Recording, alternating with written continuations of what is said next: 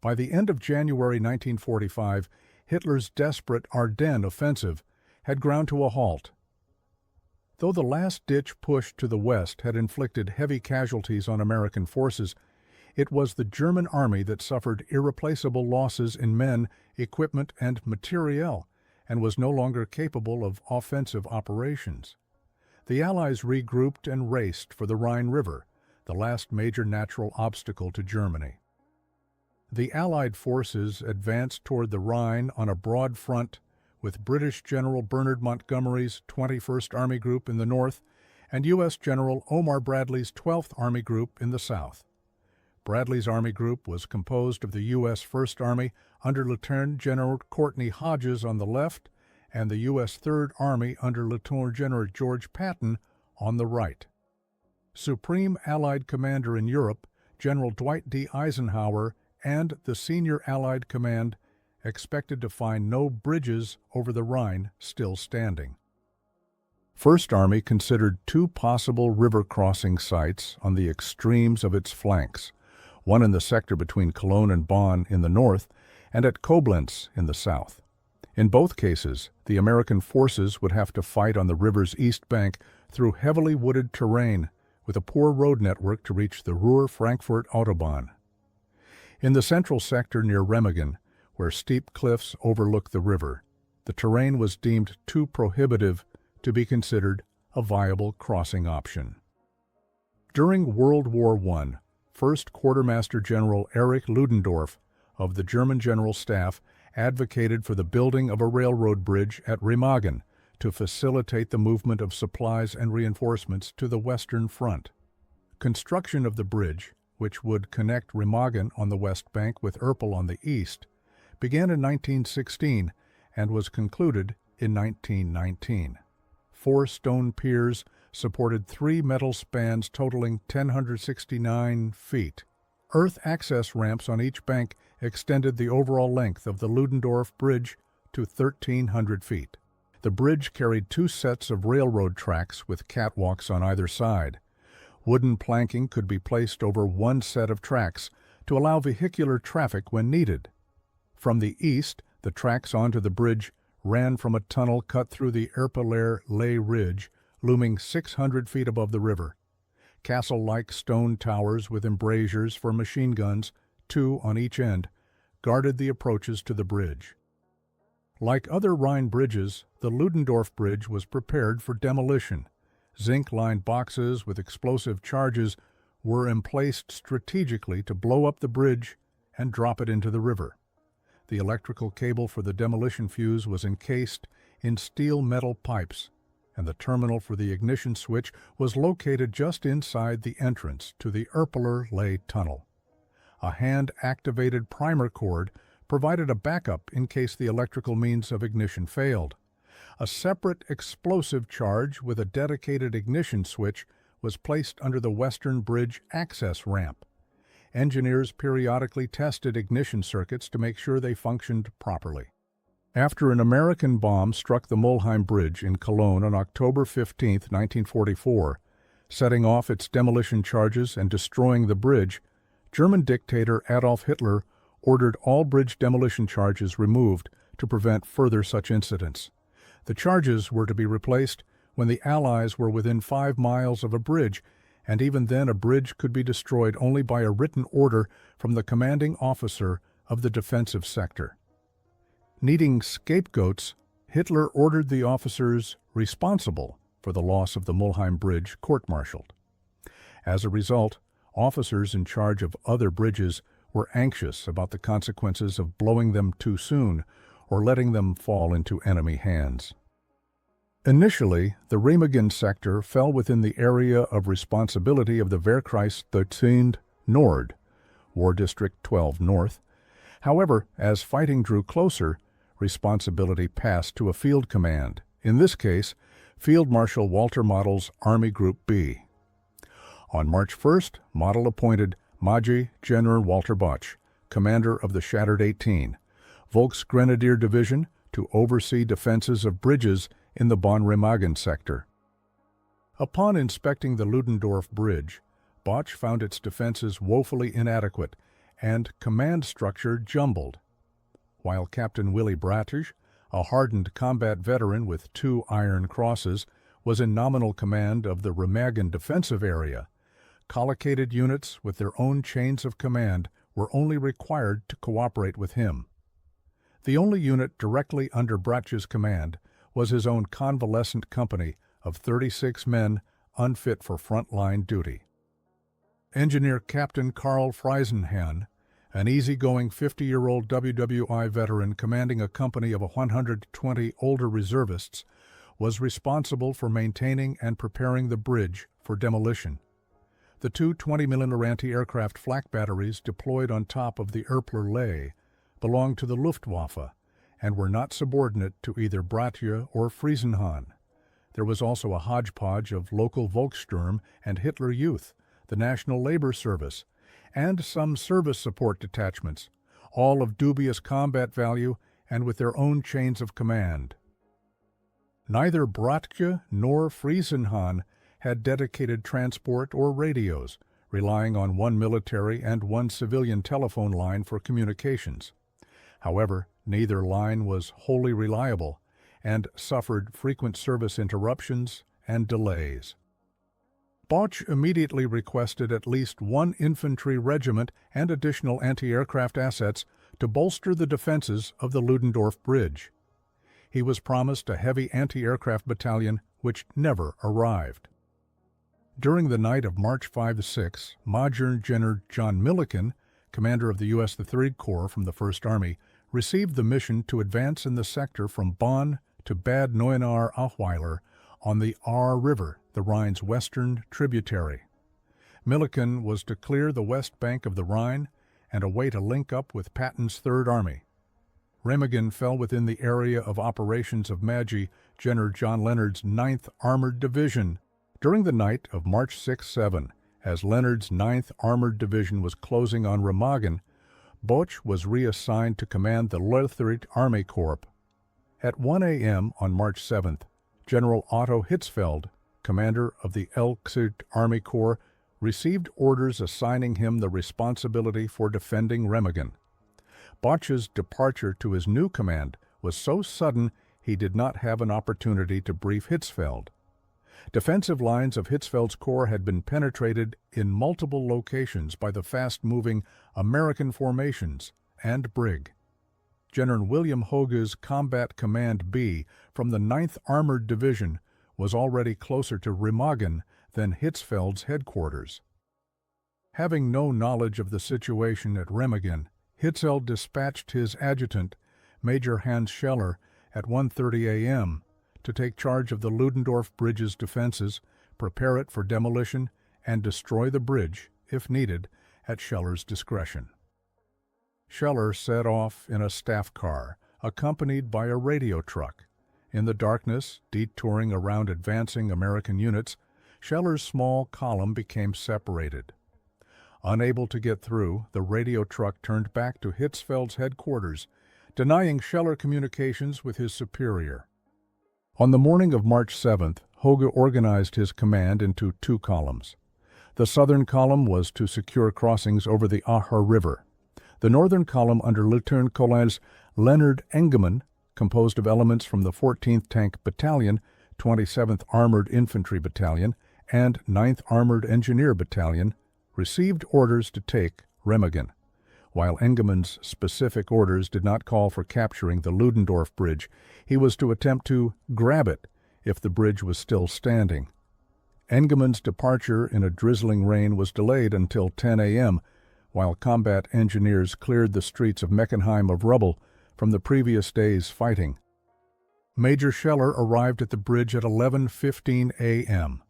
No sooner had Scheller informed Bratisch he was taking over command at the bridge when sounds of rifle and machine gun fire came from the woods north of Remagen. He ordered the bridge readied for demolition as the retreating Germans continued moving east over the bridge. As Friesenhahn's engineers made the final preparations, Luftwaffe Lieutenant Karl Peters arrived with a battery of secret new Flakwerfer 44 Föhngeräte multiple rocket launchers. He requested Scheller to delay the bridge's destruction a little longer to allow more German units to escape. Karen Loaf, a resident of Erpel, watched the exhausted and dejected German soldiers pour across the bridge. "I could not help comparing it to Napoleon's retreat," she remembered. "The older ones could hardly march on. Their eyes were cast down onto the ground. They seemed to simply stumble on without any hope." Around the same time, additional explosives requested by Friesenhahn arrived by truck.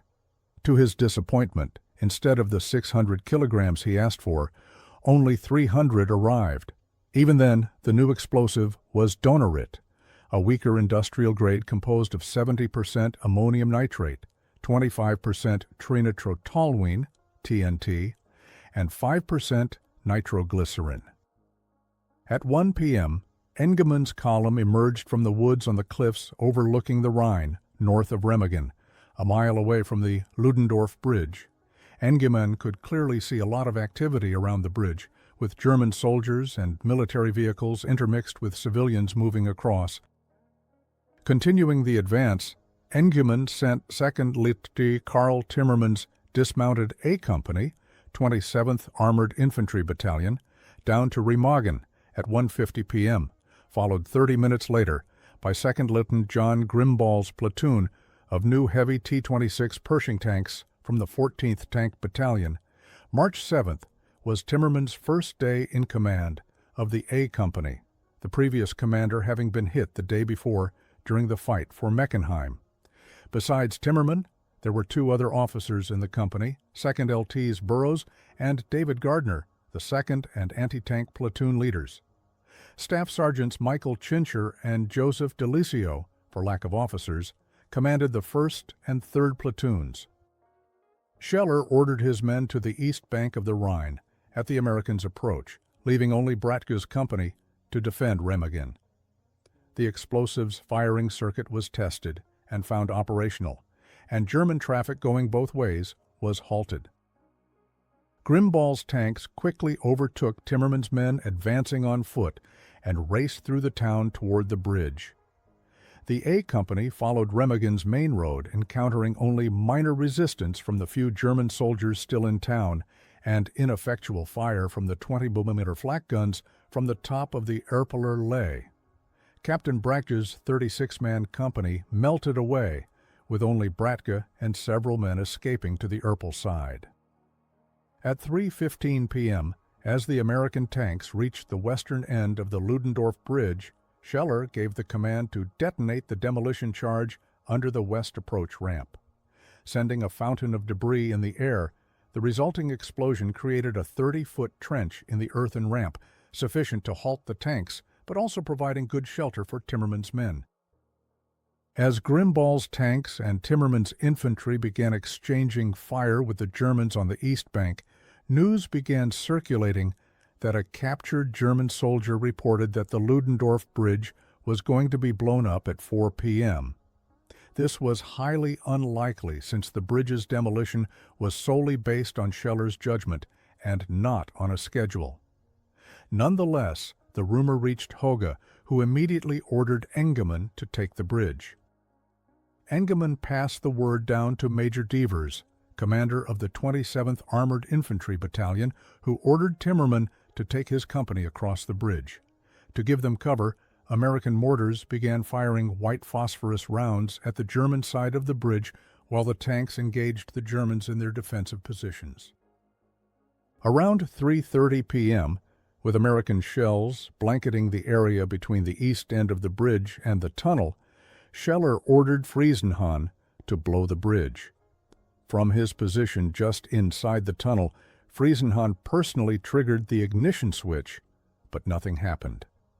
He then called for volunteers to set off the secondary charge by hand. Corporal Anton Faust ran out of the tunnel, dashed the 100 yards under fire to the east end of the bridge, and set off the charge by hand. The bridge seemed to jump into the air, but when the dust settled, the bridge was still standing. Timmermann's men, who were about to enter the bridge, dove for cover. When Timmermann gave orders to continue, the men hesitated. It took great effort to get them to enter the bridge they expected to collapse at any moment. Staff Sergeant Joseph Delicio's 3rd Platoon led the way. Directly behind the 3rd Platoon came 3 combat engineers from the 9th Armored Engineer Battalion, 1st Lieutenant Hugh Mott, Staff Sergeant John Reynolds, and Sergeant Eugene Dorland. As Delicio's men rushed from girder to girder, the engineers began locating explosive charges, cutting the wires, and tossing the charges into the water. German soldiers on a half-sunken barge approximately 200 meters from the bridge opened fire on Timmerman's men, but were quickly silenced by Pershing tanks. As GIs got closer to the east end of the bridge, machine gun fire erupted from one of the towers ahead of them. The flak batteries on top of the Erpeler Allee also opened fire, but most anti-aircraft guns could not depress low enough to be effective. Delicio charged into one of the towers, where he found several German soldiers attempting to clear a jammed machine gun. After Delicio fired several shots, the Germans surrendered. Sergeant Chinchar and Privates Samile and Massey entered the 2nd tower, and the German soldiers there also surrendered. Sergeant Alexander Drabik, a squad leader in the 3rd Platoon, was the first American soldier across the Rhine. We ran down the middle of the bridge, shouting as we went. I didn't stop because I knew that if I kept moving, they couldn't hit me. My men were in squad column, and not one of them was hit. We took cover in some bomb craters. Then we just sat and waited for others to come. That's the way it was, Drabik later recalled. Timmerman was the 10th man across and the first American officer to step onto the east bank of the Rhine. By 3:50 p.m., all of Timmerman's company was across the bridge. Despite a flurry of fire directed at them, not one of the GIs was hit crossing the bridge. While Timmerman deployed his 3 platoons around the east end of the bridge, Lieutenant Mott and his 2 sergeants methodically continued searching for additional demolition charges. Timmerman sent Sergeant Delicio with 4 soldiers to check out the tunnel. Several shots rang out from the tunnel, and after Delicio and his men pumped several shots in return, several German soldiers ran out with their hands up. Delicio advanced a few meters into the tunnel, destroyed the ignition switch box, and returned to Timmerman to report that the tunnel was clear. He did not see several hundred German civilians and soldiers further down the tunnel hunkering down in the darkness. Timmerman was painfully aware his lone company was in a dangerous position. There was still sporadic fire coming from the top of Erpeler Allee. Timmerman sent Lieutenant Burrows with his 2nd platoon to clear the top of the cliff. The slope was extremely steep, and several GIs fell and were seriously injured. Several more were wounded by German fire. Taking Remagen and crossing the bridge was a breeze compared to climbing that hill, Lieutenant Burrows later recalled. After clearing the top of the Erpeler Allee, Lieutenant Burrows pushed his platoon to the spot overlooking the east end of the tunnel and halted there. At 4:15 p.m., as Engemann was pushing the other 2 companies from the 27th Armored Infantry Battalion across the bridge, a liaison officer from the 9th Armored Division's headquarters reached Hoge. His orders, dated 10:50 a.m., were to continue south along the Rhine's west bank to seize or, if necessary, construct at least one bridge over the Acher River in the Combat Command B zone and continue to advance approximately 5 kilometers south of the Acher, halt there, and wait for further orders. On his initiative, Hoge continued moving the 27th Armored Infantry Battalion across until he could confirm his orders.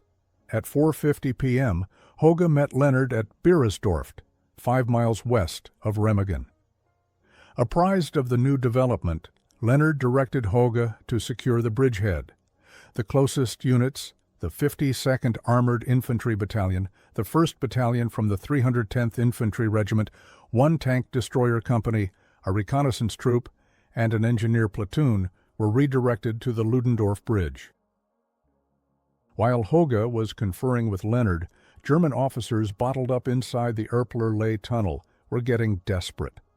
Out of contact with higher headquarters, Major Scheller grabbed a bicycle and rode off to find the nearest German unit with a radio.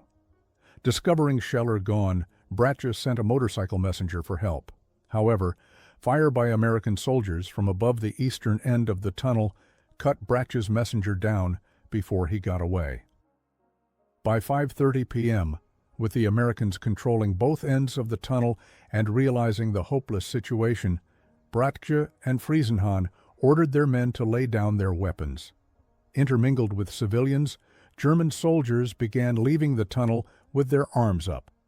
Among German equipment captured by Americans at the east end of the bridge was one Flakwerfer 44 Fungeräte multiple rocket launcher from Lieutenant Karl Peters' battery. Without heavy weapons, the American bridgehead at the east end of the bridge was in a precarious position.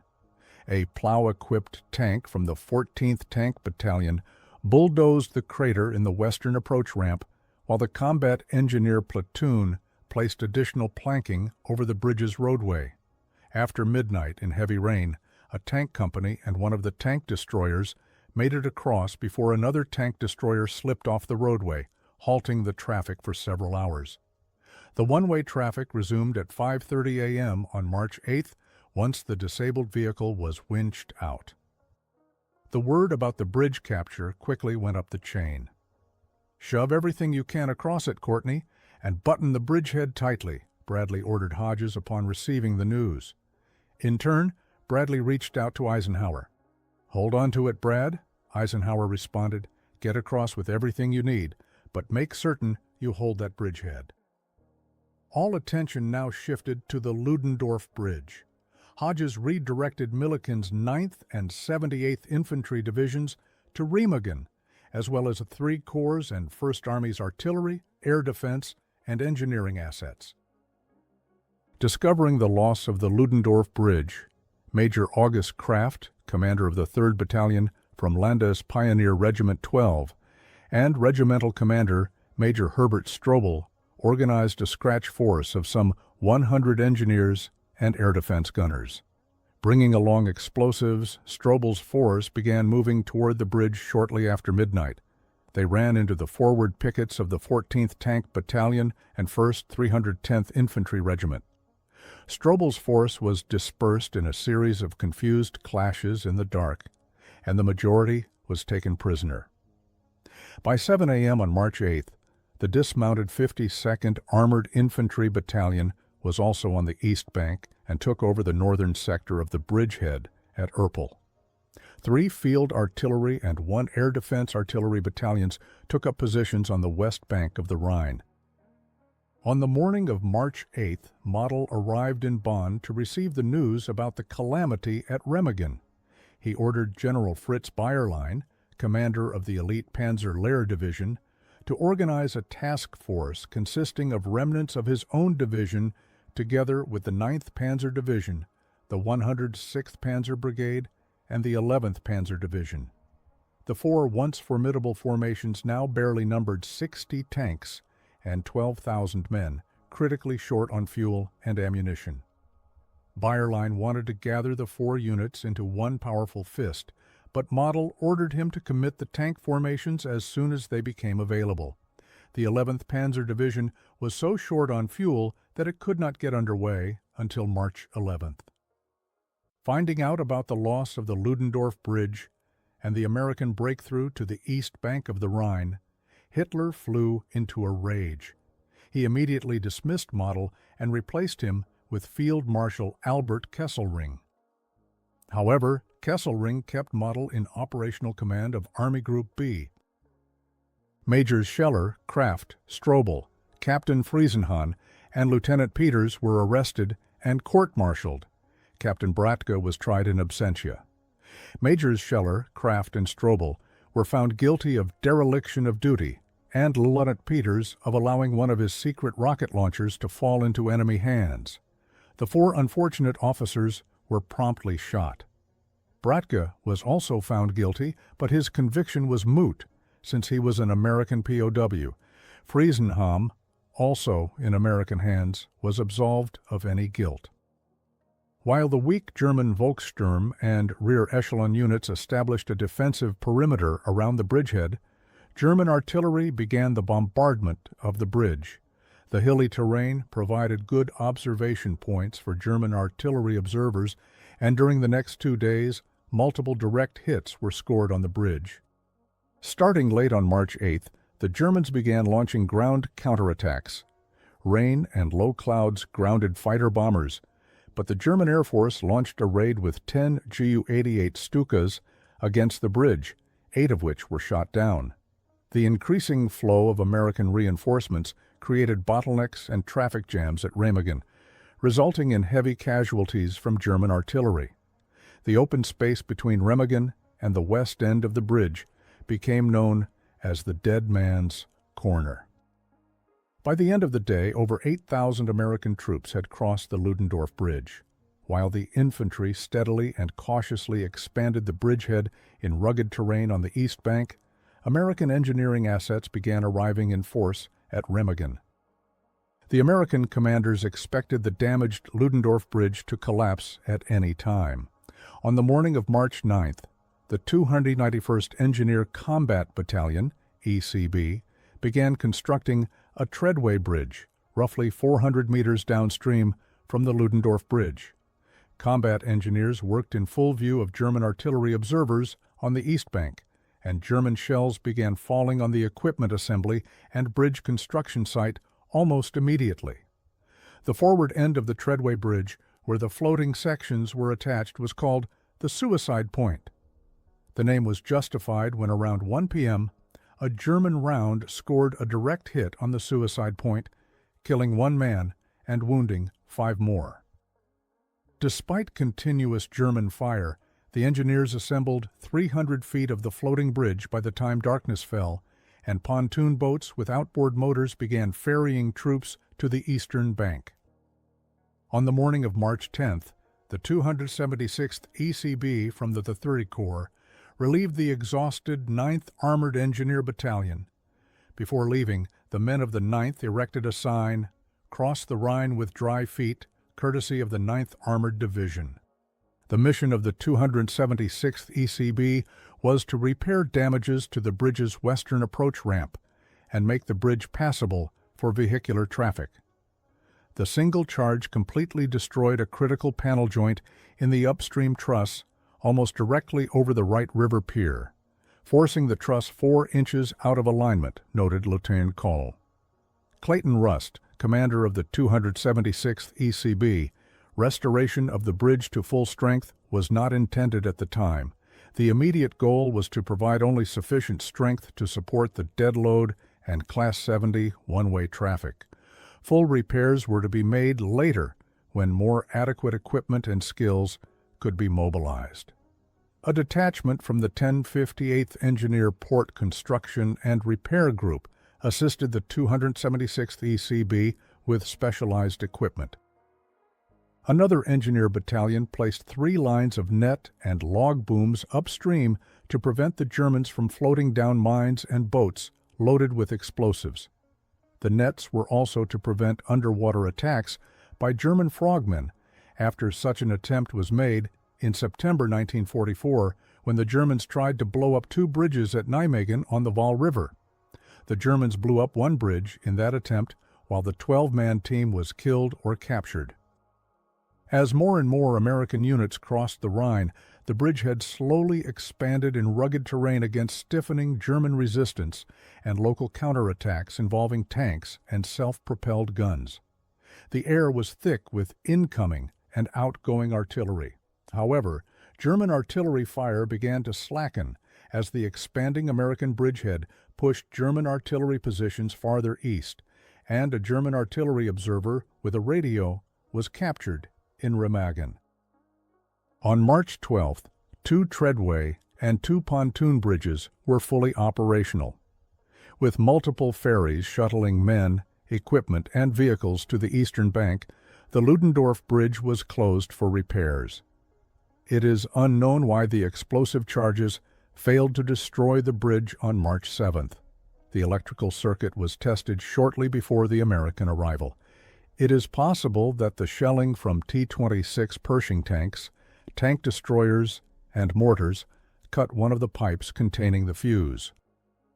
With the weather slightly improving between March 12 and 13, waves of German aircraft totaling 91 machines conducted 58 raids against the thickening American air defense umbrella. 26 German planes were shot down, with 8 more limping away trailing smoke. The attacks on March 13th included R-234 jet bombers, accompanied by Me-262 jet fighters from the 3rd Kampfgeschwader 76. The improved weather also allowed American P-38s to fly continuous air cover of the bridge. 4 tanks equipped with searchlights, called Canal Defense Lights, took up positions on both sides of the Rhine to scan and illuminate the river. At the same time, 3 LCVPs, landing craft, vehicle, personnel, began patrolling upriver and dropping depth charges at intervals to interdict German midget submarines and combat swimmers. At 9:45 a.m. on March 17th, the first German V-2 rocket hit near Remagen. The impact of the 46 Spix long supersonic missile carrying a 2,200-pound warhead shook the ground. A total of 11 rockets from launch sites near Hellendoorn in the Netherlands, redirected from being fired at Antwerp in Belgium, continued landing at regular intervals through the day until 9:45 p.m.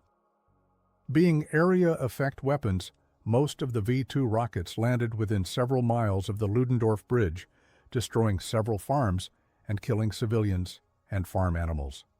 1 rocket landed on the west side of Remagen, striking a 2-story inn housing the command post of B Company, 284th ECB, killing 3 men and wounding 31 others. Around 3 p.m. on March 17th, engineers working on the bridge heard sharp cracks of rivets breaking. The arch of the Ludendorff Bridge collapsed, taking the adjoining bridge spans and engineers working on it into the river with it.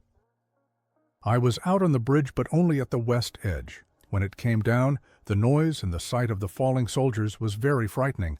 I was afraid that the rest of the bridge would go, and all of us would meet the same end, remembered Private John Morgado from the 276th ECB. I looked down to see the men, several of whom I knew, trying to keep their heads above the water. But because they had on heavy gear and the river was flowing so swiftly, they couldn't.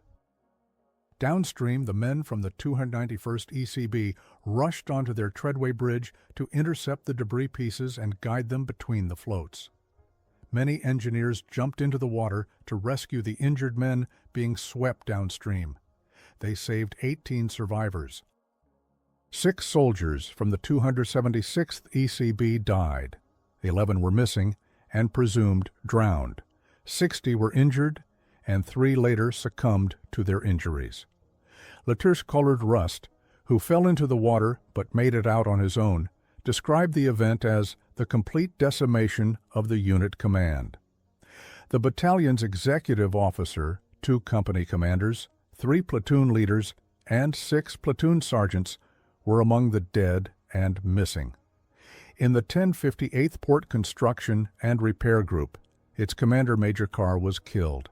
7 men were missing, and 6 more were injured.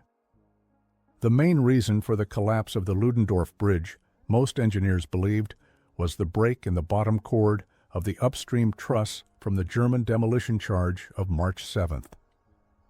This forced the downstream truss to carry the whole load and subjected the entire bridge to a twisting action, wrote Captain James Cook, structural engineering expert.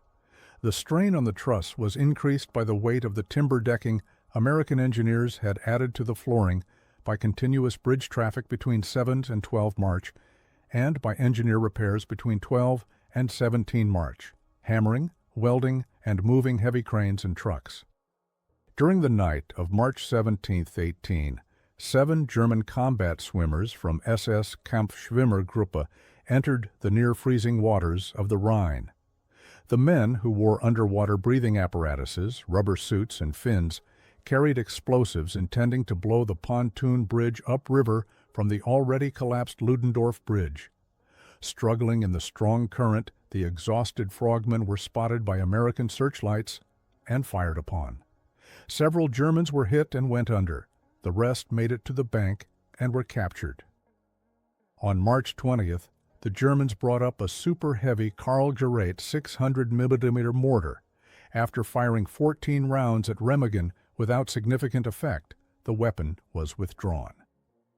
American presence east of the Rhine could no longer be characterized as a bridgehead, but a full-scale breakthrough.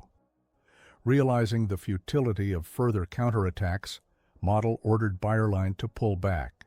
By March 22nd, leading American units cut the Ruhr-Frankfurt Autobahn, allowing 3 armored divisions to break into operational maneuver space. For their heroic actions, Lieutenant Timmerman, Sergeants Delicio and Drabik, and 10 others received the Distinguished Service Cross, and 152 men received the Silver Star. We were across the Rhine on a permanent bridge. The traditional defensive barrier to the heart of Germany was pierced. The final defeat of the enemy, which we had long calculated would be accompanied in the spring and summer campaigning of 1945, was suddenly now, in our minds, just around the corner, was how Eisenhower described the miracle at Remagen after the war.